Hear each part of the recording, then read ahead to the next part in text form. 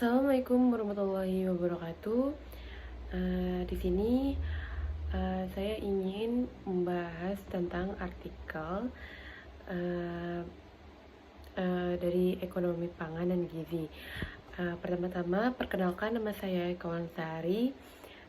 Saya dari Gizi tingkat 3A. Yang dimana di sini saya akan membahas artikel tentang perubahan pola konsumsi masyarakat pasca pandemi COVID-19, yaitu implikasi bagi pasar retail di Indonesia. Jadi terkait artikel yang sudah saya cari, saya ingin membahas tentang yang pertama yaitu kondisi terkini terkait isu dari artikel tersebut.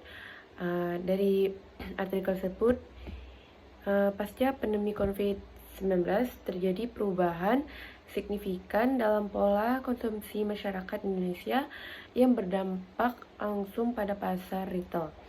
Masyarakat beralih dari pola konsumsi konvensional atau offline ke digitalisasi, khususnya belanja online yang kini menjadi bagian integral dari kebiasaan sehari-hari. Kesadaran akan kesehatan dan produk berkelanjutan meningkat, serta konsumen menjadi lebih selektif dan berhati-hati dalam pengeluaran. Cenderung memprioritaskan kebutuhan dasar dan produk yang mendukung gaya hidup sehat.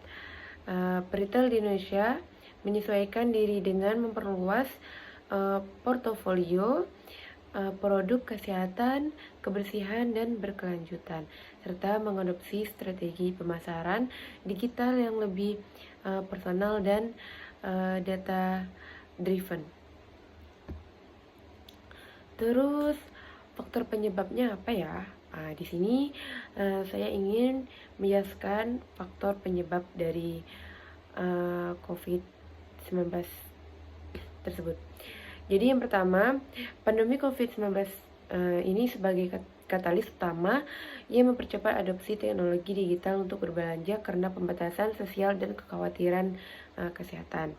Terus yang kedua, pembatasan sosial dan physical distancing yang memaksa masyarakat beralih dari toko fisik ke platform digital. Dan yang ketiga, peningkatan kesadaran kesehatan yang mendorong permintaan produk organik, suplemen kesehatan, serta produk kebersihan seperti hand sanitizer dan disinfektan. Disinfektan. Terus ada juga yang lain, ketidakpastian ekonomi, yang kelima kesadaran lingkungan dan berkelanjutan, yang membuat konsumen tertarik pada produk ramah lingkungan. Terus yang keenam, kemajuan teknologi digital. Terus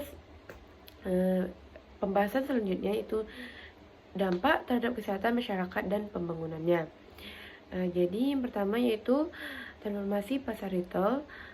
Di sini yang dimaksud retail semakin mengadopsi teknologi, memperkuat kanal digital dan mengembangkan model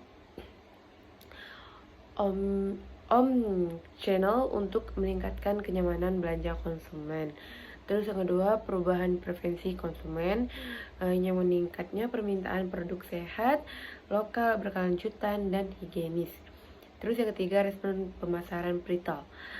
Di sini strategi pemasaran lebih personal dan lebih berbasis data, penggunaan media sosial dan influencer serta optimalisasi pengalaman belanja online. Terus yang keempat, tantangan bagi retail tradisional dan UMKM. Terus yang kelima, dampak jangka panjangnya yaitu konsolidasi pasar dan dengan permainan besar yang adaptif menjadi dominan, meningkatnya persaingan di ranah digital, serta pentingnya perlindungan data konsumen dan keamanan siber. Terus yang keenam, kesadaran berkelanjutan.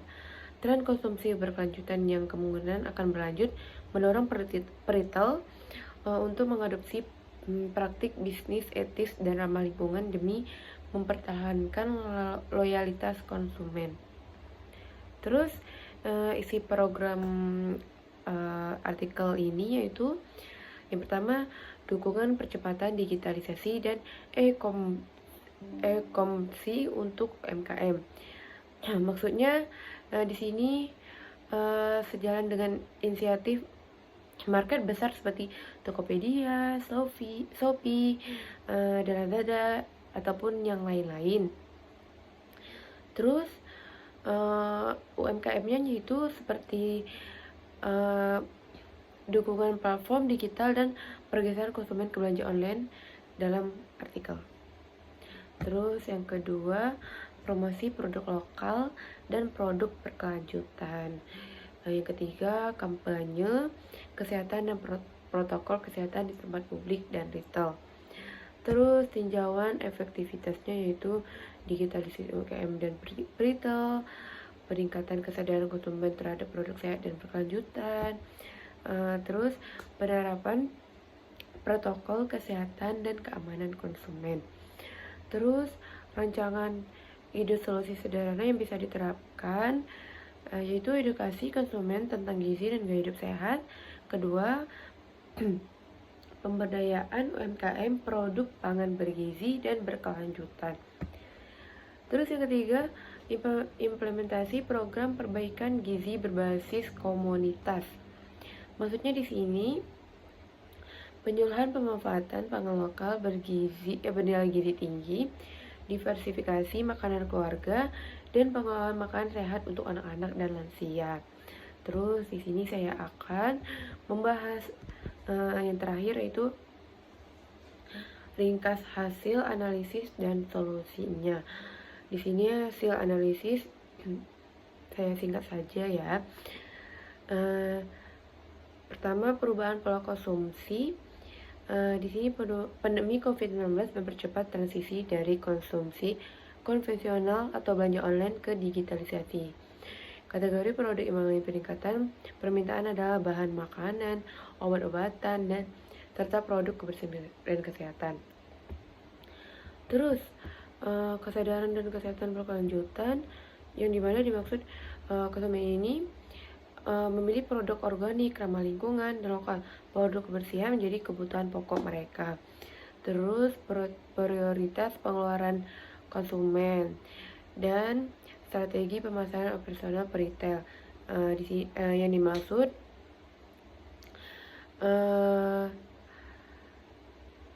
retail harus mengadopsi strategi omni-channel yang telah saya bilang tadi. Terus memanfaatkan data dan teknologi AI untuk personalisasi pemasaran. Terus solusinya yaitu edukasi gizi dan gaya hidup sehat. Yang kedua, pemberdayaan UMKM pangan lokal. Yang ketiga, pengembangan akses digital ke makanan sehat. Dan yang keempat, kemajuan konsumsi berkelanjutan. Dan yang terakhir, kolaborasi multi pihak. Jadi itulah penjelasan dari artikel yang telah saya cari. Jadi sekian dari saya akhiri. Wassalamualaikum warahmatullahi wabarakatuh. Terima kasih.